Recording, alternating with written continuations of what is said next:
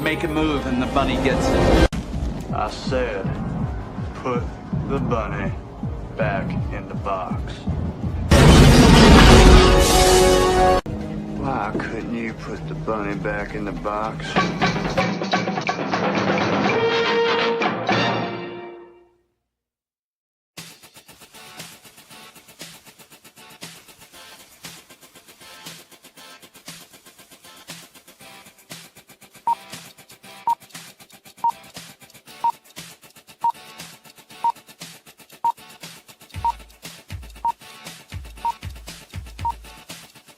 It's showtime.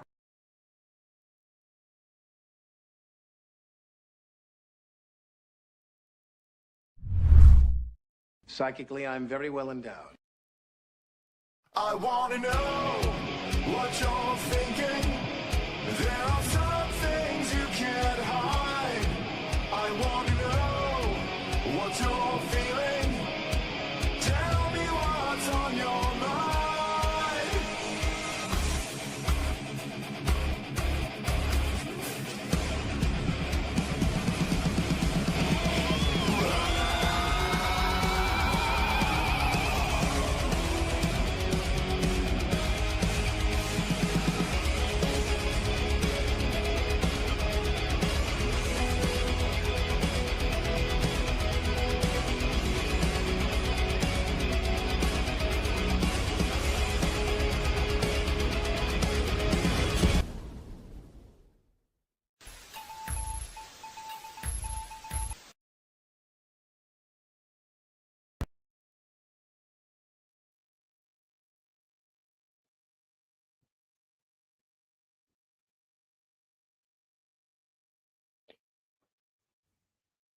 Hey there, everybody! Welcome to the character morgue, where we're about to do a dissection of Lara Croft of the Tomb Raider franchise. What's up, man? Hey, Wrangler, and like, subscribe, and share. Thank you, man. That'd be nice. Anyway, so tonight, well, yet another set of boobs that Corey didn't show up for, so I guess we're just gonna go back to our sausage fest since he's not gonna show up. So I didn't want him to, kind of like did boobs the last 2 weeks. So hey, dude, it's on you. It's on you if you miss them. But anyway, all right, this particular set of boobs belongs to Lara Croft, part of the Tomb Raider series that's been going on since 1993, when she was first created. Now, the guy who created her was inspired by the lady fighters off of Street Fighter 2. Namely somebody like Chun Li, I think her name was, and that when guys went to play these characters, they would pick the female characters, and so he was like, it was kind of like the unspoken agreement that guys like to play guys in video games, because kind of like they want to be like a better version of themselves, and so if there's a choice between male and female, they'll choose male. And well, Street Fighter 2, Chun-Li's being like a really popular character. I used to hate playing her. Oh my gosh, man, she was a pain in the butt. And then she was like this little cutesy thing, and she'd kick your butt and then laugh at you. Man, I hated that chick. Man, I hated her. Anyway, it's neither here nor there. But so she was very kind of like revolutionary at the time. And after that, suddenly a lot of games, the success of Tomb Raider, suddenly there's a lot of games on the market that have female protagonists for you to play. And, she kind of like was influential in creating that movement. This is around about the time the Bad Girls entered into comics. I've always believed that She, by our friend Billy Tucci, well, not my friend, I've met him once, but his character She kind of came from outside the industry and really changed a lot of things in the industry. And then Image hit, and suddenly there's scantily clad females everywhere. But that, he kind of led the sexy vixen kind of thing going on. And Lara Croft was a part of that movement. Suddenly women protagonists were pretty popular. You started seeing a whole lot more of them. Of course, in recent years, they've really gone off the edge into female town, to the exclusion of males now. Whereas before it was like, every once in a while there'd be a female protagonist. Now it's like all of them are female, even the males. Take of that what you will. But anyway, at least they act like females, because they're written by females. Who can imagine males? There you go. My video game female protagonist of choice is Samus Aran. Yeah. Metroid, the Metroid chick. We didn't know we were playing a chick until the closing scene, and then her helmet came off, and it was you've been playing a chick the whole entire time. So I don't really think of her as like the iconic female chick because we didn't know she was female at the time until the very end. And we all kept it from each other. It's like, oh man, there's a surprise at the end of Metroid. You won't believe it. That's back when people could keep secrets, It's back before, the internet was really in full swing. And so you wouldn't know unless your bro told you. And it was the bro code, Around this time, The Sixth Sense came out, and nobody spilled the beans on the end of that. It just, oh man, you gotta see it for yourself. That's back when people like kind of appreciated, that kind of sort of thing. Now it's like, spoil it. It's everywhere. I mean, movies are suddenly you have a complete step-by-step breakdown of everything in the movie. Within somehow, I think they started composing it while they're in the movie. Because, movie were like, oh, it came out tonight. Oh, there's a step-by-step breakdown, with screenshots.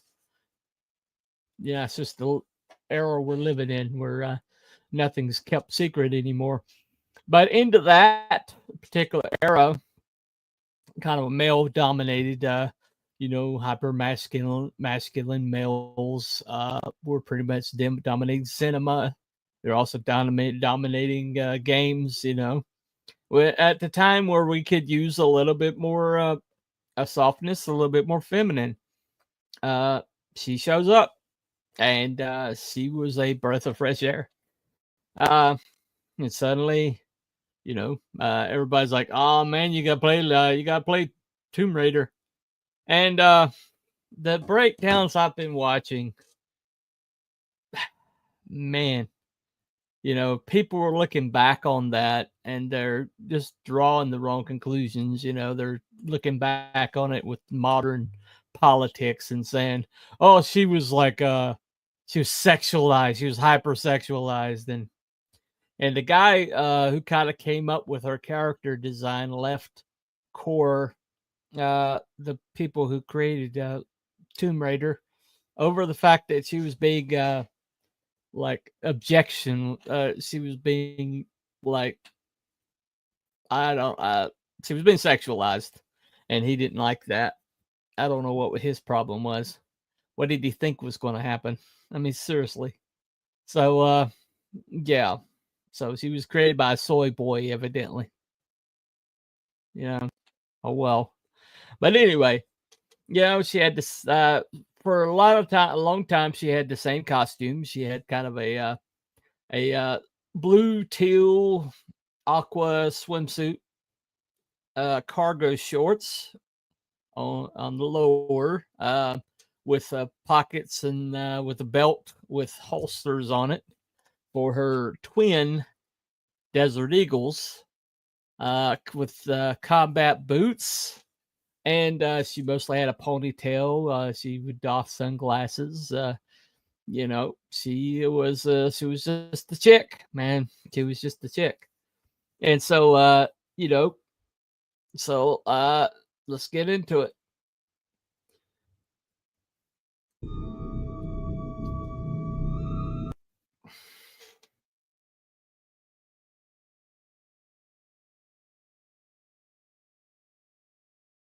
I was wrong. It's she's debuted in 1996 under Core Design. Actually, the old road that led to Core Design is now Lara Croft Drive. So they voted it the name change, so it's now Lara Croft Drive. She was created by Toby Gard, you know, who didn't want her sexualized, but got upset when she was. Dude, what did you think was going to happen? I mean, seriously, what did you think was going to happen? I mean, Toby, dude.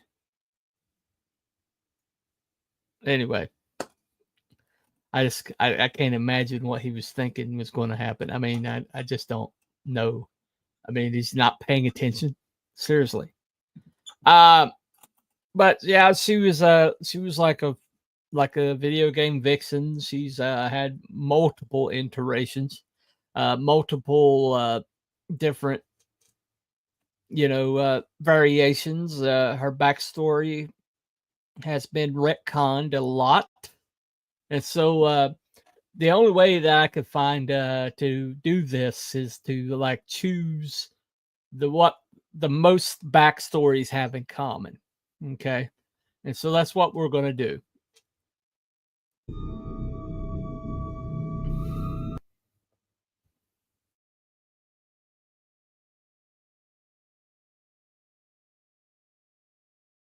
Okay, so the things they have in common: design. Her appearance remains that of a tall woman, slender build, slightly muscular physique. And their default attire usually consists of tank top, short socks, combat boots, usually with aqua brown color scheme. She almost always wears her hair in a ponytail or braid. You know, she always styles the front differently. Her main choice of weaponry has usually been 2 pistols and a shotgun. Okay. The story continuity, all timelines except for the movies, she survived a plane crash. She's stranded and must survive in the wilderness, all timelines except for the movies with Angelina Jolie. Lara's parents are deceased, all timelines except the original. So that's consistent across. Usually her mother dies years before, and her father, a lot of the storylines, her father dies like recently or during the storyline. She works to support her expeditions, original timeline and survivor timeline. She's betrayed by a friend colleague, all timelines. She becomes an archaeologist because of her father, legend survivor, animated in both movie timelines. Her mentor dies, all timelines except the 2001 movies, where her father was her mentor. Laura believes someone close to her dies, but they actually survive, all timelines except the movies. The movies are just like outside of continuity, basically, which is, I really like the movies. I'm not going to lie. I really did like the movies. I thought it was just pretty well written. But when it's initially being developed, the game was set to star a character reminiscent of a mustached Indiana Jones. But during development, the character was scrapped and a new character was created. The original redesign leads to a South American mercenary named Lara Cruz, inspired by Swedish singer Nene Cherry. The comic book heroine, Tank Girl, Core Design later decided to rename her Lara, make her hometown hero, change the origin to England. Going through the phone book to find a name that sounded similar to the name they had, they found the name Lara Croft. Renamed her character as well as giving her an upper class upbringing. Okay. Now, some attributes. She's known for her wisecracks, her wry wit, sarcasm. Let me play you this video. This is the only clip I could find. It didn't bounce, but here you go.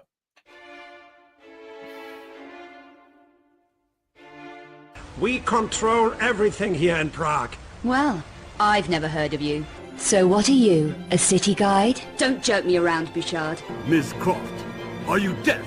I don't know. Let's see. Try begging for your life like you did the last time we spoke. Do you know, it's going to be a real pleasure to shut you up. Tell me what else you know, Luddick, or I'll show you how nasty I can get. Fancy dropping down for a chat then? Only if you can shoot this far. You know long-distance relationships inevitably come to an end. You don't need things to get any worse. And how will that happen? You'll set these pussycats on me, right? How much? Have you seen what these can do? How much? Just answer my questions. Is that it? Is that all you've got? History doesn't interest me.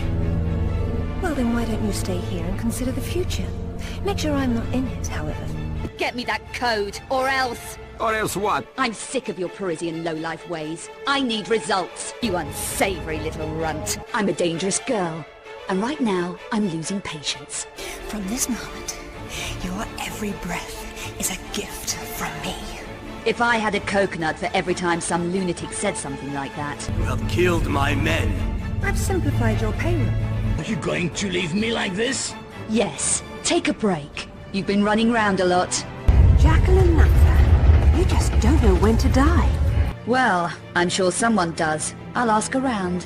Makes sense right this second, or I swear I'll execute you where you stand. Or else what? You're gonna shoot me? Now there's an idea worth paying for. That's just not who you are. I'm not who you think I am.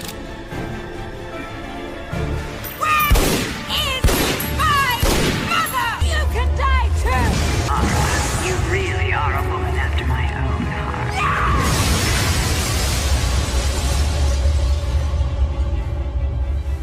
Get out of my sight. Damn. You really had me going there.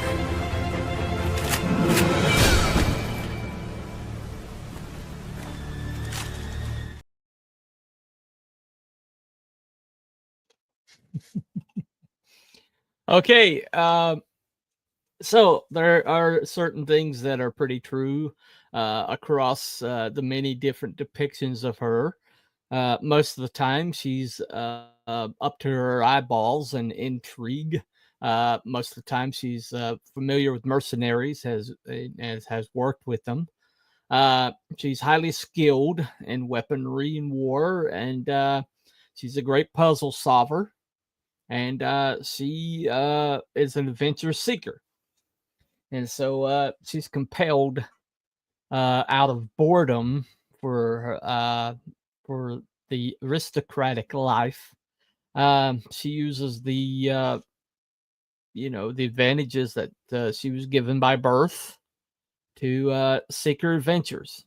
And she's very good with her desert eagles and a shotgun.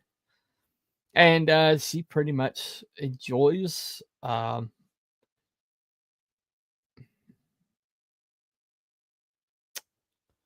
wonder if I'm even showing right now, because I'm down to like one viewer. I'm being suppressed, I think. Wonder if YouTube's like tanking me right now. Anyway, so she basically gets into misadventures. She could live a sedentary lifestyle of ease and affluence, and yet she pursues conflict. She pursues the danger. She goes after it. Now, different timelines, her mother's fate has been different. Most of the time, though, she lost her young and in a traumatic way. Her father is usually like the one that raised her, and she becomes an archaeologist. you know, to be like more like him, but she is really good at it. In a lot of ways, kind of like Indiana Jones. She's trying to get these artifacts to keep them from out of the hands of people. A lot of these artifacts have like supernatural capability, and so she kind of is doing like the world a favor. She's like saving the world. But for the most part, it's kind of like not really like established that she's doing it because of heroic impulse. Most of the time, it's kind of like thought that she's doing it basically to amuse herself. And so when somebody like betrays her or somebody double crosses her, she doesn't really take it like personally. It's more like, oh well, like, hey, more adventure for me, and so it's really kind of an odd combination of like, I guess heroism, but not because of morality, but because of the way she views herself. She's like the heroine of the story, and because of that, she does the stuff. She goes through the motions of that a hero would. And so I'm not entirely sure, with all the reading I've done, I don't really know that she is actually truly heroic. But the fact that she kind of like protects these artifacts shows that she has a moral superiority, that she thinks that she should be the one to keep them. So in that case, that's kind of a pulp impulse. And so here we go.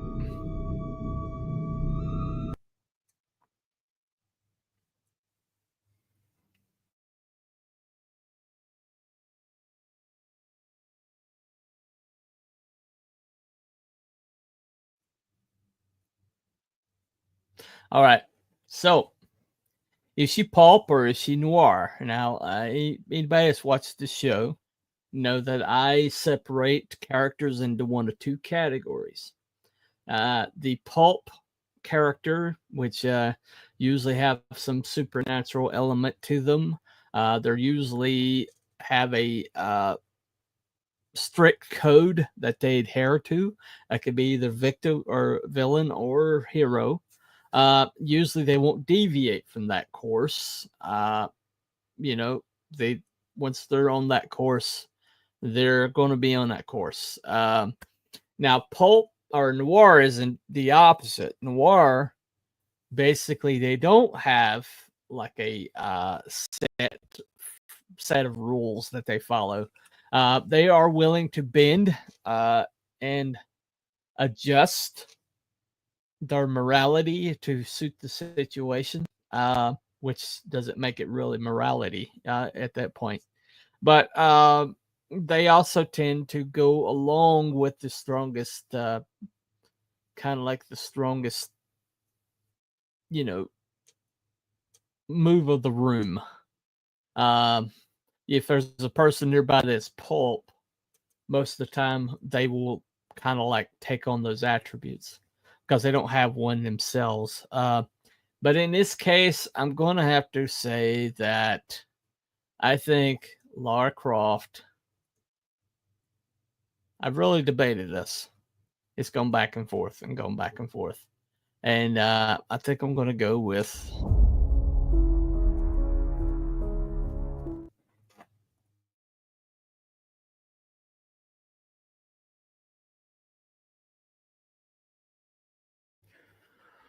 now noir. The reason I say that she is probably noir is because of her association with mercenaries, association with shadier elements, um, to get what she wants.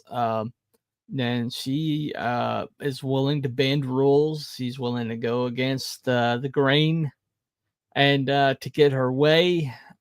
But at the same time, um, multiple times during her storylines, you find out that in previous situations, she was like doing shady stuff.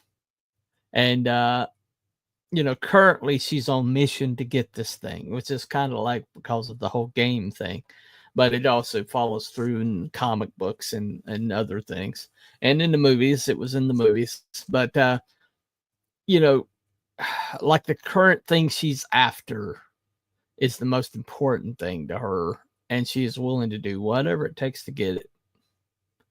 Now, whether she's doing that for morality or because of a sense of moral superiority or it's because she's bored, it's really not clear. And because of that, I'm going to have to come down on noir when it comes to her. I don't think that she has a moral code that she follows.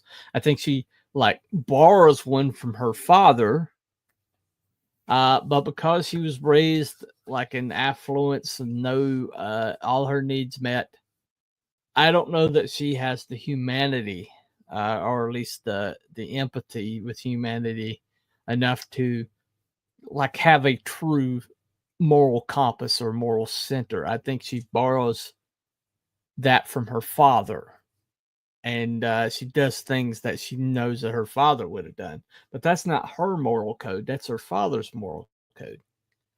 And so in a case like this, when you get somebody like that, I think they're a little difficult to write. So what are the writing challenges?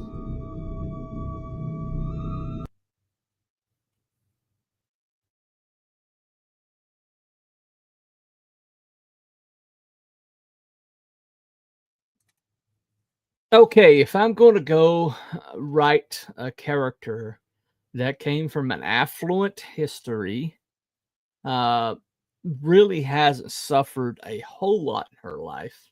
Most of what she does is for her own amusement. And if I were to go and write somebody like her, somebody that doesn't have that true moral compass to follow, then basically what I would do is I'd find like a trusted ally, somebody that she looks up to, and that's the moral code I would borrow, because clearly she believes that she's the good girl or good, the protagonist, and she acts like out of that. But at the same time, there's an arrogance there, to where she believes that all these artifacts, all these powerful things, belong with her, and that she's the one that needs to acquire it and keep it. And out of that arrogance, there's a lot of hubris, and noir characters tend to have a lot of hubris. They tend to be very human, and they tend to, be accident prone or disaster prone. Things tend to happen to them, like they get double crossed, or they lose everything, and that's because, in the course of writing somebody that doesn't have a true moral compass, that's borrowing somebody else's moral compass, then eventually they're going to break from that moral compass because it's not true. It's not a true north. It doesn't belong to them. It's not internalized. And so when you're writing somebody like that, you got to understand that even if they're doing moral things now, even if they're following these edicts now, that they're keeping their options open. And that can be freeing. There's a lot of characters being written right now with that. So if they don't write themselves into a corner, they can just break the character, you know, and then have them do something nefarious, and just like be morally justified, you know, in their own self. That's usually this a lot in modern comics where somebody is self-justified rather than doing things that are truly good. And I think Laura's like that. I don't know that she's doing things because it's good or because she's bored. And that's the real challenge of somebody like Lara Croft. Now,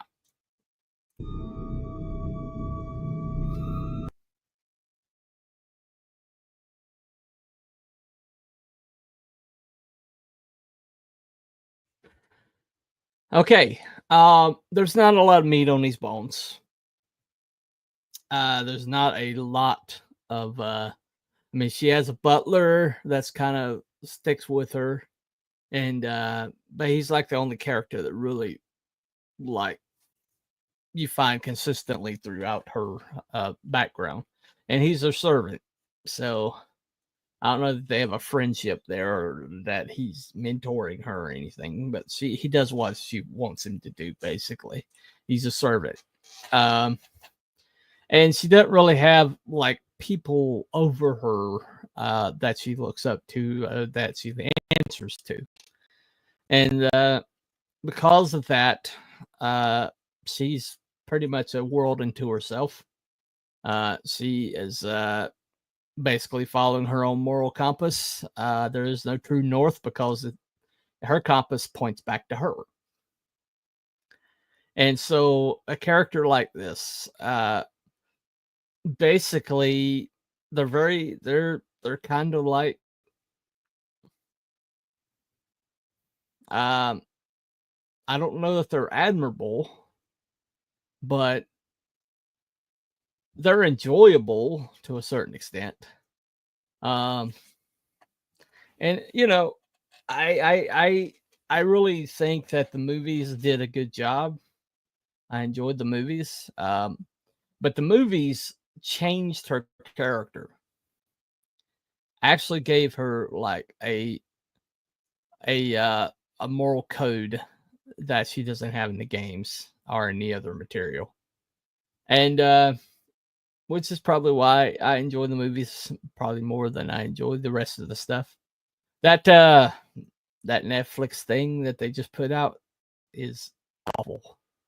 I didn't get through like one episode of it before I was like, I don't know, this isn't Lara Croft. But you know, I did read through a couple digital copies of the comic book that came out, and they were pretty consistent. Gail Simone wrote one of them. Gail Simone. Yeah. Yeah, no. Anyway, so all in all, she's an enjoyable character. And I think she's, you know, that's why she has so much staying power. People kind of able to make her what they want her to be. But at the end of the day, if this was an actual character or somebody that I was around, I wouldn't rely on them. You know, because I know when the chips are down, I'm expendable. You know, she didn't have a true moral compass. You know, it's just whatever at that particular time, day and time, benefits her. And, you know, the stakes are, you know, not very high for her. You know, no matter what she does, she's going to go back and be a lady, you know, be a part of the royals. And, you know, she's got a title and everything. And, you know, not to sound communistic and it's like, oh, she's of the upper class, so I don't like her because she's upper class. That's not what I'm saying. You know, there are plenty of characters that have wealth that, you know, I enjoy. and that I would trust. Bruce Wayne is one of them. Of course, Lamar Cranston, no. But anyway, but at the same time, in her case, her motivations are kind of suspect. I don't think that she's doing things because it's the right thing. I don't think she's doing things out of a moral obligation. I get the feeling that at the end of the day, she does things because she thinks that she is the lead character, the protagonist, and that she's going to protect these things, and she's the only one that can. And so I don't know that that's heroism. I don't think that's heroism to me. Anyway. Oh, somebody's watching. Got a comment.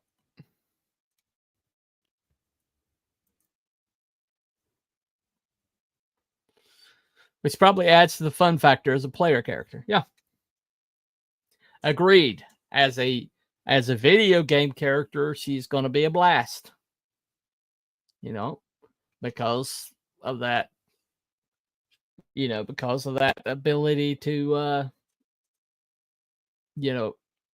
double cross people, do whatever it takes to get there. So, as a video game character, is the reason she's iconic. It's the reason why that she's 13 games deep or something. Which is hell of a run. So, at the end of the day, she's not my favorite character-wise. But she is what she is. Anyway, that's been Lara Croft. I only have one guy commenting in the comments right now. Wrangler, who are we doing next week? Who you want to see done next week? Or anybody else that wants to comment right now? I'm open to suggestions. This was a suggestion from somebody. Witchblade was a suggestion from somebody. So I'm open to any suggestions. Anyone? If not, then I'll have to choose myself. But Psylocke. So we're still doing boobs. We're still doing boobs. All right. Okay, Elizabeth Braddock. She's an interesting one. All right, Psylocke it is. Anybody that wants to see me do one of their favorite characters, you have to be in the chat at the end of my show, and you have to get a suggestion in. So anyway, so next week is going to be Psylocke, Elizabeth Braddock. I'm going to hold it to just the her X-Men, early X-Men days. They've really went weird with her. She became Captain Britain at some point. She's a lesbian now, evidently. We're just going to stick to kind of like the the 90s up to maybe early 2000s, where she was still before the takeover of the crazies.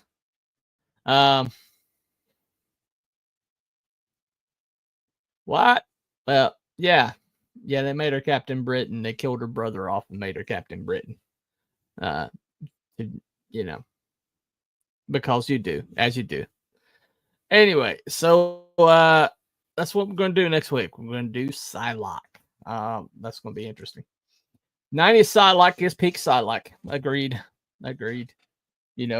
After she took over Revanche and kind of became, pretty powerful. She's very different from the other psychics. There's a physicality to her that you don't usually see in psychics. So it's going to be fun to do. Anyway, thank you, Wrangler, for the suggestion. Thank you for watching this video. Hopefully I broke Lara Croft down in a thorough enough way that you that you're satisfied. If she's your girl. And we will see you next week, next Thursday, around this time for Psylocke. We're breaking down Betsy Braddock. Anyway, This Saturday night on Cryptids and Conspiracies, we're going to be down Abbey. But we're going to do a show on the Battle of the Sexes, Bobby Riggs versus Billie Jean King. I think it's Billie Jean King. Was it rigged? There's a very good possibility he threw the game. And I'm going to break it down why I think it's rigged. Anyway, that's going to be this Saturday night. Thank you all for coming. And we will see you next time. Remember, follow the white rabbit. Bye, everybody.